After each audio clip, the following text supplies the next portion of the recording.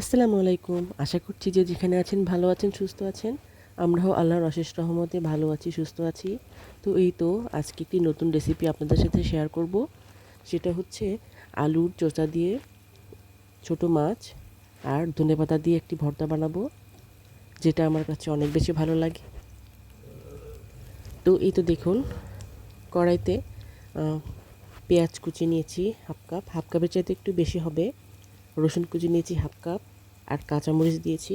এখানে কাঁচামরিচের পরিমাণ একটু কমই দিয়েছি, কারণ আমরা একটু ঝাল কম পছন্দ করি এই জন্য। আর এই তো দেখতে পাচ্ছেন এখানে আলুর খোসা এবং কিছু আলুর পিসও নিয়েছি, ভালোভাবে ছোট ছোট করে কেটে ধুয়ে রেখে দিয়েছি। আর এখানে দেখুন ছোট ছোট মাছ নিয়েছি, ময়া মাছ এবং মাথা সামান্য পরিমাণে, বেশি নেইনি। এই ভর্তার মধ্যে দিলে স্বাদটা আরও বেড়ে যায়।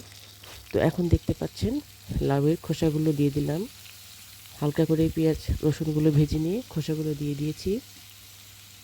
এখন এর সাথে লবণ এবং হলুদ দিয়ে ভালো করে মিশিয়ে সামান্য পানি দিয়ে সেদ্ধ হতে দিয়ে দেব। লবণ দিয়ে দিলাম, হলুদ দিয়ে দিলাম।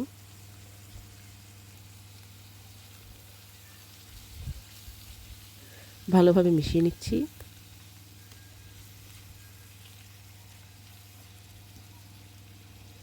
লাউয়ের খোসা ভর্তা আপনারা কে কে খেয়েছেন বা কে কে পছন্দ করেন আমাকে কমেন্ট করে জানাতে পারেন।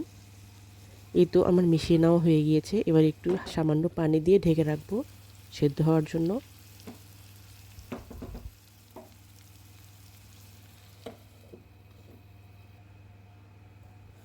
এই তো এবার আবার একটু নেড়ে দেব এবং মাছটা দিয়ে দেব।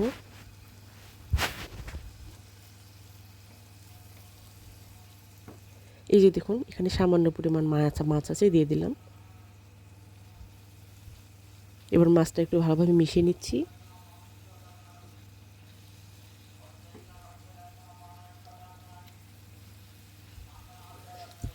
সিম্পল একটা রেসিপি, আপনারা সবাই হয়তো করতে জানেন, তারপরও আমার মনে হলো আমার কাছে যেহেতু এটা ভালো লাগে তাই আপনাদের সাথে একটু শেয়ার করি।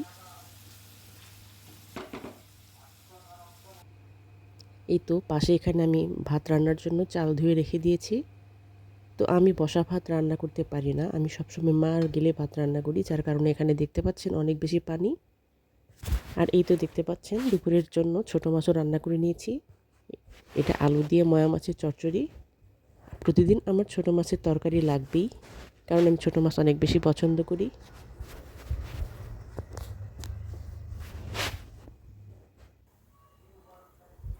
এই তো কালারটা অনেক সুন্দর এসেছে। আমার এটা সেদ্ধ হয়ে গিয়েছে। এখন লবণটা চেখে নেব কেমন হয়। আর ধনেপাতা দিয়ে দেবো বেশি করে একদম। এই ধনেপাতার ফ্লেভারের কারণে এই ভর্তাটা আরও বেশি মজা হয়।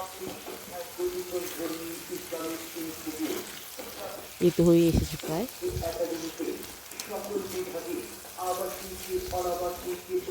ধনেপাতা দিয়ে আমি বেশিক্ষণ রান্না করব না, জাস্ট দুই থেকে 3 মিনিট জাস্ট মিশিয়ে নিয়ে এটাকে নামিয়ে ঠান্ডা করে ব্লেন্ডারে ব্লেন্ড করে নেব।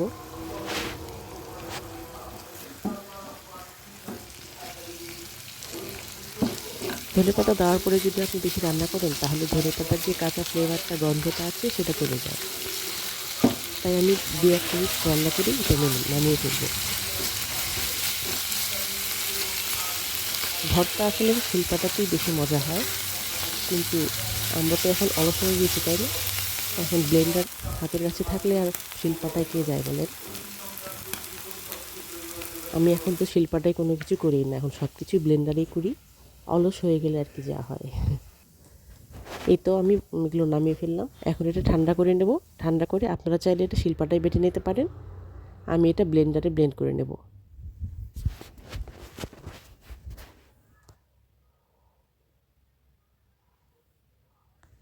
সিম্পল একটা রেসিপি আপনাদের সাথে শেয়ার করলাম। যদি ভালো লেগে থাকে একটা লাইক, কমেন্ট, শেয়ার করে দেবেন। এই তো ব্লেন্ডারের জাগে নিয়ে নিলাম ভর্তাগুলো। এখন এই যে ব্লেন্ড করে নিয়েছি। এই যে দেখুন এরকম মিহি করে ব্লেন্ড করে নিয়েছি। আর এটা খেতে অসম্ভব মজা হয়েছিল। আপনারা চাইলে ঝাল একটু বেশি করে দিতে পারেন। আমরা একটু ঝাল কম খাই, তাই একটু কম করে দিয়েছি।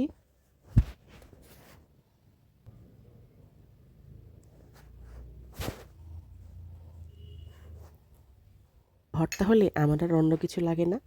তো আজকের মতো এই পর্যন্ত।